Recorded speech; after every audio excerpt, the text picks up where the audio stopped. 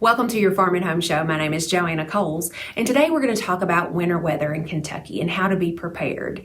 Winter weather can be unpredictable and sometimes severe, making it essential to be well prepared. From icy roads to power outages, the challenges posed by winter storms can disrupt daily life and pose a significant risk. So being prepared not only ensures your safety, but also helps protect your home and your loved ones. By having a well-stocked emergency kit, staying informed about weather conditions, and knowing how to manage power outages and food safety, you can navigate winter's challenges with confidence and peace of mind. Remember, preparation is key to weathering any storm, and it starts with having a disaster kit. Some essentials for your disaster kit include 1 gallon of water per person per day for at least 3 days in your home, non-perishable food items, a flashlight, batteries, a first aid kit, and necessary medications. But let's talk about food for a minute. We want to make sure that it's shelf stable for at least 3 days. So we want things like canned meats, fish, beans, canned fruits and vegetables, peanut butter or other nut butters, dried foods such as jerky, trail mix, or granola, or some of those proteins that come in a packet that are shelf stable.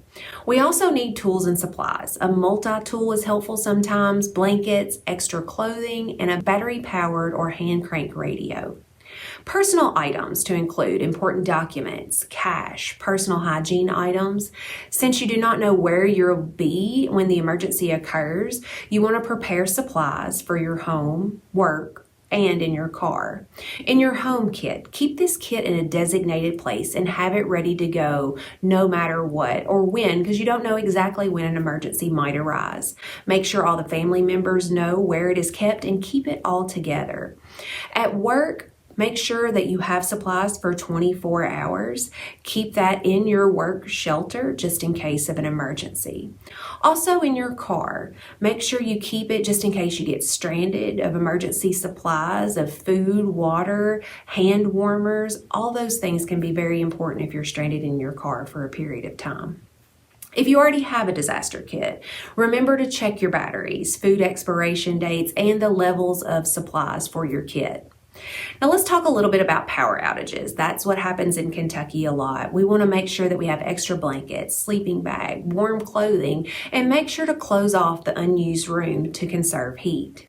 We also want to make sure that we have good lighting, such as flashlights. Maybe reduce the candles because it is a fire risk, but make sure to have your flashlights that are battery operated. So the thing that we get asked most about during a disaster is food. How long do I keep it? Is it still safe to eat? So there are some things that we can do before an outage. If we have a power outage, we can freeze water in containers, and that helps keep food cold in the freezer, in the fridge, or in coolers. You can also group food. Keep food items close together in the freezer to help them stay colder longer. We also need to place appliance thermometers in your refrigerator or your freezer to monitor the temperatures. During the outage, you want to make sure you keep all the doors closed. Minimize opening the fridge and freezer doors. A full freezer can keep food safe for about 48 hours and a half full freezer for about 24 hours. If this period goes on, your power outage is extended, you might want to use coolers if it is prolonged and keep those coolers full of ice to keep your food cold. Dry ice is something that you could consider using to maintain cold temperatures. 50 pounds of dry ice should keep an 18 cubic foot fully stocked freezer cold for 2 days. But after an outage, this is the time, as soon as the power comes back on, we can check the fridge, and if it is still at or below 40 degrees, the food is safe. If the freezer is at or below 0 degrees Fahrenheit, then the food is safe. We want to make sure to inspect all the food. Look for signs of spoilage, unusual odors, colors, textures. When in doubt, throw it out. And then people ask about refreezing. And so if the food still contains ice crystals or is at 40 degrees or below, it can safely be refrozen. If you have questions, make sure to contact your local extension office, and we'd be happy to help you with any of the resources about preparing a disaster kit or about your food safety after a power outage. See you next time.